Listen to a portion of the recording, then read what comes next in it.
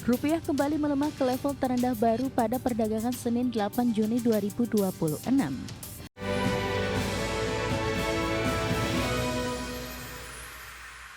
Nilai tukar rupiah melemah sekitar 8% sepanjang 2026 dan menjadikan rupiah menjadi mata uang dengan kinerja terburuk di Asia tahun ini.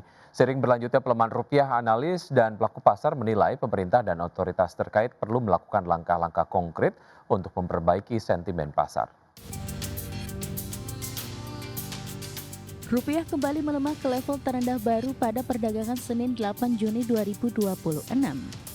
Pelemahan tersebut sejalan dengan pergerakan sebagian besar mata uang regional, sementara indeks harga saham gabungan sempat merosot hingga 4,3%.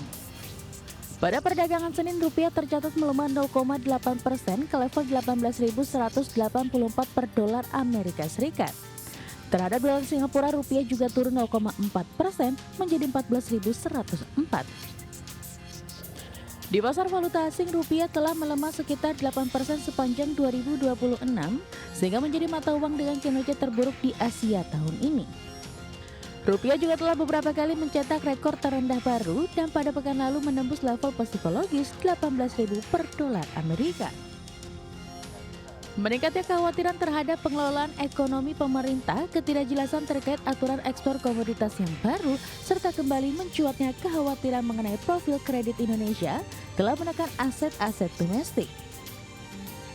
Analis dan pelaku pasar menilai pemerintah dan otoritas terkait perlu memberikan panduan kebijakan yang lebih tegas serta mengumumkan langkah-langkah konkret untuk memperbaiki sentimen pasar.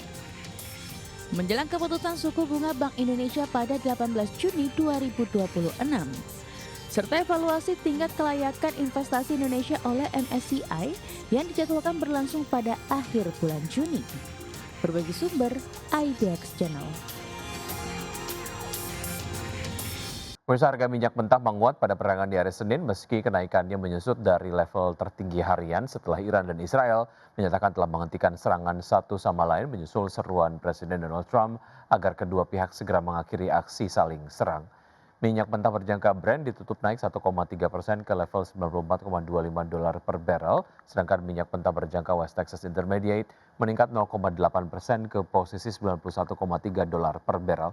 Sebelumnya kedua kontrak acuan tersebut sempat melonjak lebih dari 5% di tengah meningkatnya kekhawatiran pasar terhadap potensi gangguan pasokan energi global akibat memburuknya konflik di Timur Tengah. Lonjakan harga pada awal perdagangan dipicu serangan terbaru Israel ke wilayah Iran dan Lebanon yang kembali meredupkan harapan akan berakhirnya perang dalam waktu dekat. Teheran berulang kali menegaskan setiap kesepakatan dengan Washington untuk mengakhiri konflik harus mencakup penghentian operasi militer Israel di Lebanon. Sentimen pasar mulai membaik setelah Presiden Donald Trump mendesak Iran dan Israel untuk segera menghentikan aksi saling serang.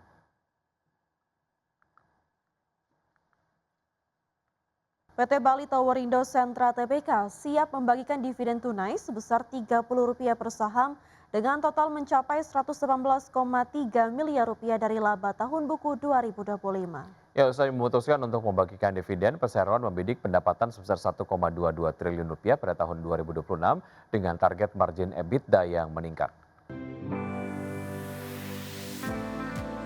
Emiten infrastruktur telekomunikasi PT Bali Towerindo Sentra Tbk memutuskan dividen tunai sebesar Rp30 per saham atau dengan total Rp118,3 miliar dari laba tahun buku 2025 dalam rapat umum pemegang saham yang digelar pada Jumat 5 Juni 2026. Sepanjang 2025 lalu, perseroan membukukan pendapatan sebesar Rp1.239 triliun atau tumbuh 18,45% dibandingkan tahun sebelumnya. EBITDA tercatat sebesar Rp834 miliar dengan EBITDA margin berada di level 67%. Adapun laba bersih tercatat sebesar Rp182,28 miliar, naik 26,35% secara tahunan. Usai memutuskan untuk membagikan dividen, perseroan membidik pendapatan sebesar Rp1,22 triliun pada 2026 dengan target margin EBITDA yang meningkat. Wakil Direktur Utama Bali Towerindo Sentra, Lili Hidayat menyatakan target pendapatan tersebut cenderung flat dengan raihan 2025. Sedangkan EBITDA margin ditargetkan sebesar 69,49%, meningkat dari tahun sebelumnya. Perseroan menegaskan target tersebut mencerminkan optimisme manajemen terhadap pertumbuhan bisnis infrastruktur digital dan telekomunikasi di Indonesia. Berbagai sumber IDX Channel.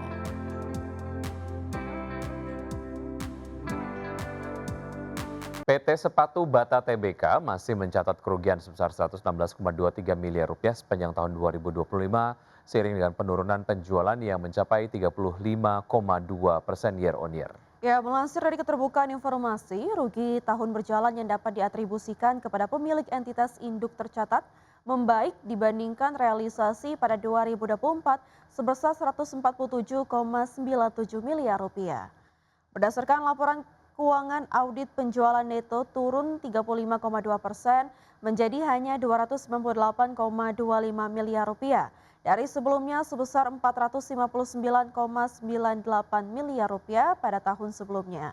Penurunan pendapatan tersebut membuat laba bruto menyusut menjadi 105,45 miliar rupiah.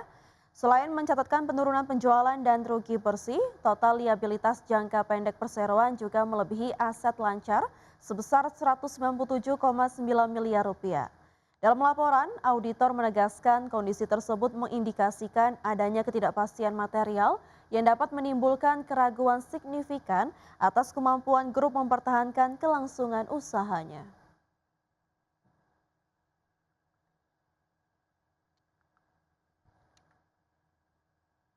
PT Telkom Indonesia Tbk mendapatkan persetujuan pemegang saham untuk melakukan pembelian kembali atau buyback saham senilai 4 triliun rupiah. Ya, langkah ini diambil untuk meningkatkan nilai bagi pemegang saham sekaligus menjaga stabilitas harga saham perseroan di tengah dinamika pasar. Buyback akan dimulai pada 9 Juni 2026 dan dapat dilaksanakan selama 1 tahun ke depan. PT Telkom Indonesia mendapatkan persetujuan pemegang saham untuk melakukan pembelian kembali atau buyback saham senilai 4 triliun rupiah. Langkah ini diambil untuk meningkatkan nilai bagi pemegang saham sekaligus menjaga stabilitas harga saham perseroan di tengah dinamika pasar. Buyback akan dimulai pada 9 Juni 2026 dan dapat dilaksanakan selama 1 tahun ke depan.